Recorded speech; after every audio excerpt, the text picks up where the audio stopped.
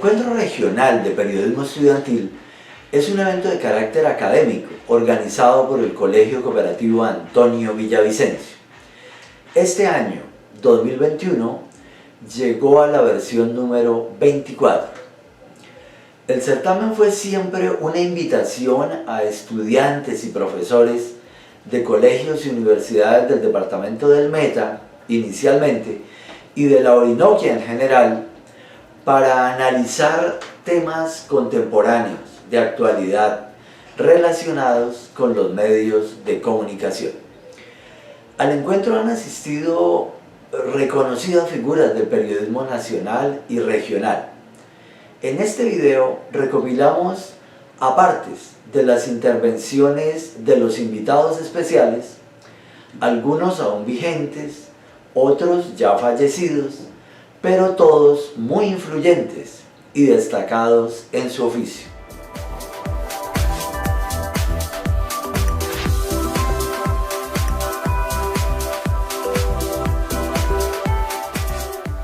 Comunicarse es una necesidad del ser humano, de manera que donde quiera que haya más de dos, debe haber comunicación, debe haber información y por supuesto debe haber periodismo. De modo que en un colegio donde hay un grupo apreciable de personas, tiene que existir un medio de comunicación que les permita circular la información, que les permita tener un escenario de controversia, un escenario de mostrarle esas distintas caras al polígono. Yo le veo mucho futuro, por supuesto, al periodismo estudiantil.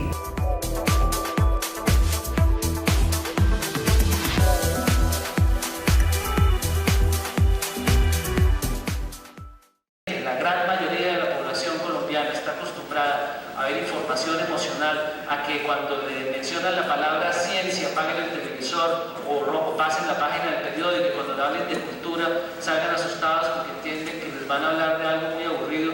Mientras nuestro público colombiano piense eso, pues también va a ser muy difícil romper ese círculo vicioso de entrar con productos, con mercancías informativas que sean atractivas para nuestro público.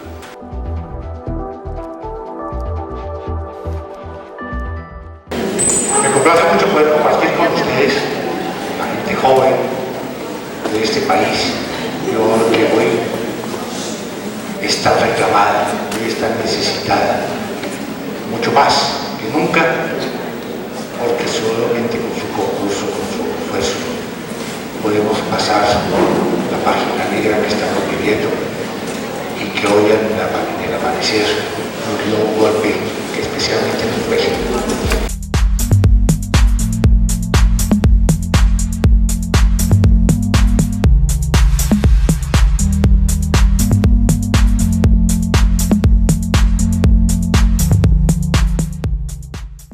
Y el periodismo tiene que ayudar a construir esta sociedad contemporánea y a construir la vida, más allá de la muerte, más allá del conflicto, revelándole a los colombianos, soy un poco obsesivo y repetitivo, revelándoles y descifrándoles la dimensión de su país, el significado de ese país, la capacidad de su país, y no solamente haciendo un inventario de muertos.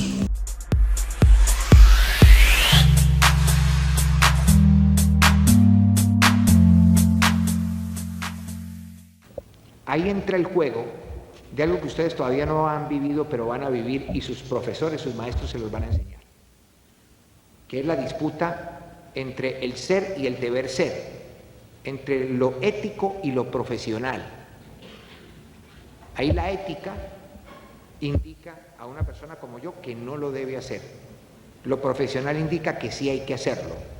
Entonces viene el conflicto del ser humano entre obro como un profesional de los medios de comunicación, obro como un ser ético con valores, que cree en el respeto por la vida, que cree en la honestidad, que cree en la decencia, que cree en la honradez. Hay momentos en los cuales ese conflicto es muy difícil de dilucidar.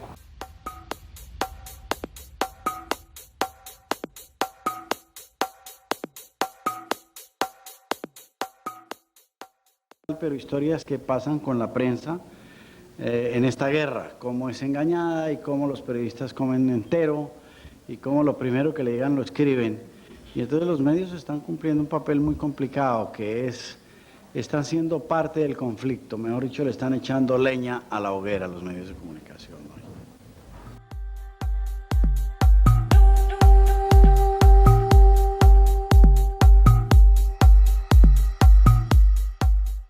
Los periodistas, el periodismo es solamente una herramienta más para cambiar un país. Nosotros no vamos a cambiar nunca una realidad.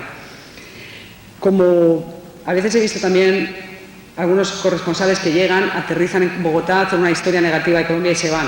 Pero yo creo que en general los corresponsales que vivimos un tiempo permanente aquí en Colombia intentamos reflejar la realidad de una forma más responsable, con limitación de espacio y sin una continuidad, pero al menos intentamos ser más responsables.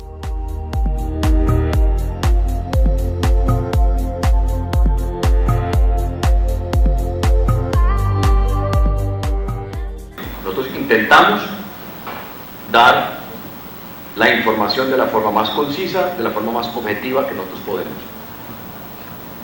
Pero muchas veces la información es dada creyendo y aceptando que la fuente nos está diciendo la verdad.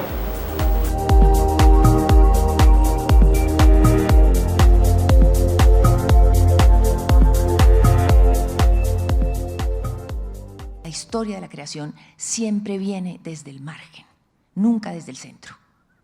Yo quería hacer una publicación que si era desde el centro tenía que tener una voluntad de divulgación, una voluntad de contar, porque era demasiado institucional el medio. Es decir, había que aprovechar el poder enorme de distribución, la infraestructura que tenía una empresa como Publicaciones Semana para hacer algo que fuera divulgativo, para contar.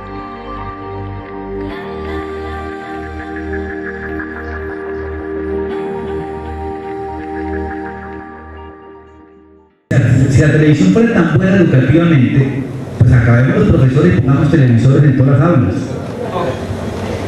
Pero como no es tan buena, no podemos hacer eso. La televisión para eso es muy buena. Para informar en profundidad la televisión, el noticiero no es posible. Es imposible informar en minuto y medio. Es más, es imposible informar bien en programas de 5 minutos. Para informar bien hay que investigar, tener tiempo lento y hacer programas semanales de investigación periodística. Pero el noticiero es imposible. Entonces,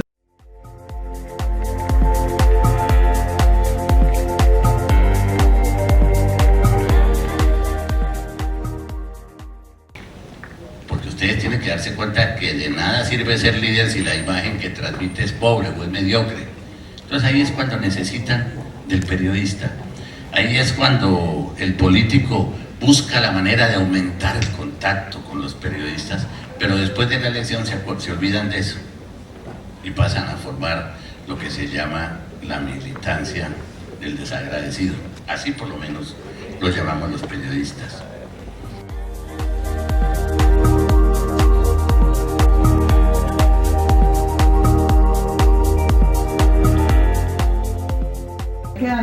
Nos quedamos con 2 canales, que yo digo que es 1 en 2, ¿y qué ocurrió? Como esos 2 canales pudieron desregularizarse, la Comisión Nacional de Televisión, esta ente que se creó inmediatamente, en lugar de ser independiente, lo que hizo fue hacer todo lo que esos 2 canales le pidieron.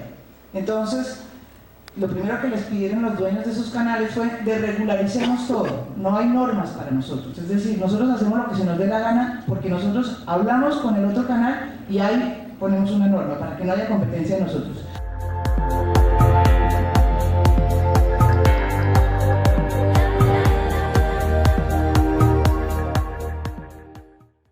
Yo no sé si a sus cortos años se hayan planteado ustedes el peligro que representan los buenos que se creen buenos. Porque el bueno que se cree bueno se siente con derecho a calificar a todos los demás de malos.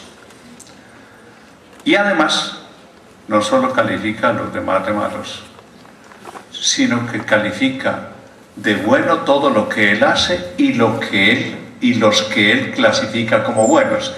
Por tanto, está dispuesto a justificar todos los de su bando.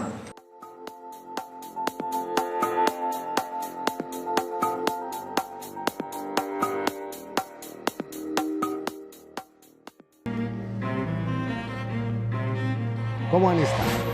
Espero que muy bien y dispuestos a pasar un buen rato, viendo las historias que en los últimos días han construido las gentes de todo el mundo, para no permitir que sean otros los protagonistas de sus vidas. Pero igualmente vamos en nuestra propuesta y en nuestro trabajo periodístico a hacer una narrativa permanente, una conversación que a nivel de Latinoamérica nos permita construir un discurso propio, esa narrativa requerida para la identidad de un continente que cada día tenga más capacidad, que tenga más potencia en el cumplimiento y en la realización de este derecho.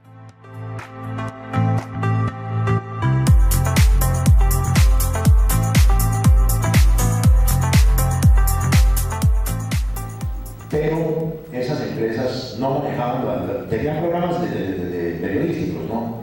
Ustedes recordarán o sabrán quién era Gloria Valencia de Castaño, que hacía programas documentales y que hacía programas de temas ambientales y tal. Pero el fuerte de la información estaba en manos, digamos, relativamente independiente de esos tres grandes poderes en la televisión. De tal manera que los noticieros de la época tenían unos niveles de independencia y de capacidad de no dejarse tocar por el poder que luego posteriormente fueron perdiendo. Yo le decía a Ricardo, estoy muerto de la vergüenza, no pude ir, ¿qué hacemos? Pero se me prendió un momento y dije, salgamos por Skype. Eso es impensable. Digamos que las herramientas tecnológicas hay que usarlas, hay que saberlas usar, pero más allá de eso es tener algo aquí en la cabeza y algo en el corazón para poder ser periodistas integrales, los periodistas que hoy requiere la sociedad moderna.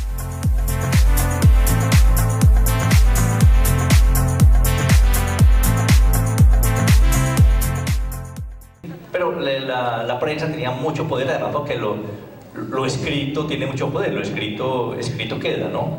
Entonces Ricardo Rendón con sus caricaturas hacía pues temblar a los gobiernos, sobre todo conservadores, que son los gobiernos conservadores son los que más se prestan pues para el humor. Les mando un abrazo, entusiasmo, mucha honestidad, mucho compromiso con la verdad, con el equilibrio informativo. Si van a ser periodistas, si van a estudiar, si van a preparar, háganlo con conciencia, no es una carrera de rico salir en televisión o hablar de radio, escribir periodistas simplemente por el reconocimiento, sino con un compromiso de sociedad, con un compromiso de país y un compromiso sobre todo con la verdad. Ricardo, muchas gracias, un abrazo para todos y si tengo oportunidad un día de estar viendo con mucho gusto a una tierra que quiero mucho, a un Villavicencio, a unos de los militares.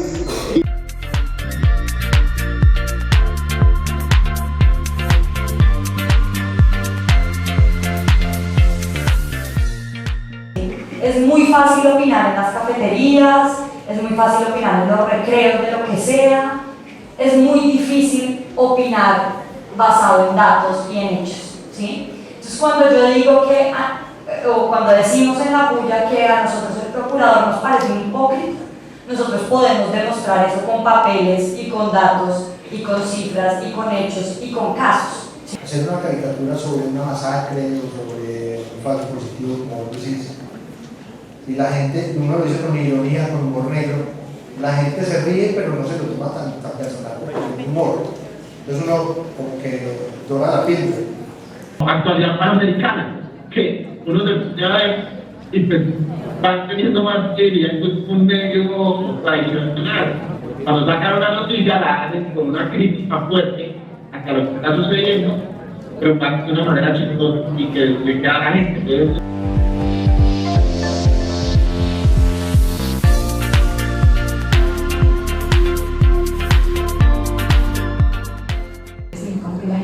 Entonces, se escandaliza solamente cuando una mujer la viola a un desconocido por allá en el parque de noche. Pero esa violencia sexual es muy poco común. Pasa, es lamentable, pero es muy poco común. En realidad la gente que viola a mujeres es la gente más cercana, los que están ahí, los tíos, los abuelos, y esos pues siempre quedan impunes.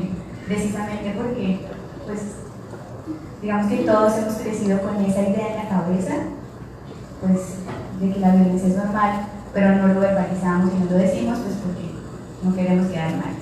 Cuando un director de un medio tiene sobre la mesa un cubrimiento muy especial, que tiene que ser importante, ¿a quién va a buscar?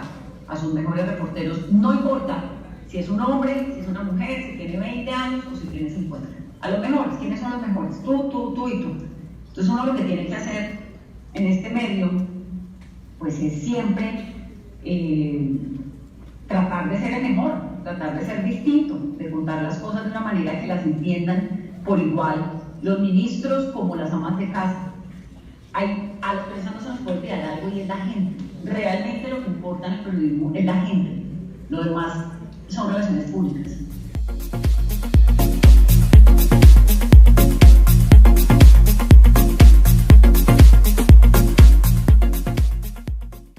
Para que una democracia funcione, el periodismo es fundamental.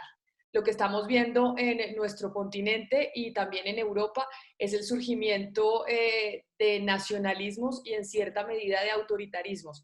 Y cuando hay un sistema político que es autoritario, básicamente nosotros, los periodistas, el ejercicio que estamos acostumbrados a hacer y que se nos ha enseñado a hacer y que probablemente es el que ustedes hacen, está en riesgo, porque el periodismo libre, ya después discutiremos si el periodismo verdaderamente es libre en algún lado, pero el periodismo libre es imposible que exista en un sistema que no es democrático. Hacer periodismo en Colombia está, digamos, siendo extremadamente difícil, porque yo no creo que Gonzalo Guillén y yo seamos los únicos que podamos destapar este escándalo. Yo creo que en Colombia hay excelente periodismo. Lo que pasa es que nosotros sí tenemos libertad y tenemos la estatura moral para poder enfrentársele al poder. Entonces esos son los dos contextos que hemos revelado relaciones directas, concretas, con hechos, de que el gobierno colombiano es muy cercano al narcotráfico.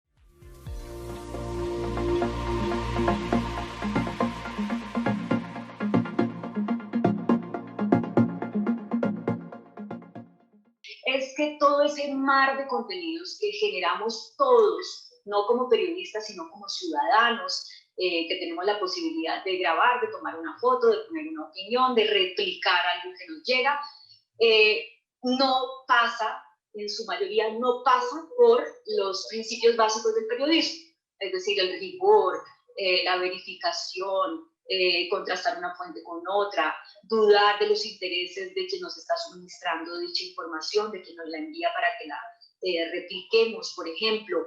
El periodismo no lo hacen robots, lo hacemos seres humanos que tenemos nuestra propia carga existencial, nuestra propia carga ideológica, nuestra propia carga cultural. Y dicho así, entonces debemos admitir que el periodismo jamás será objetivo, jamás será neutral, jamás será imparcial, jamás será aséptico.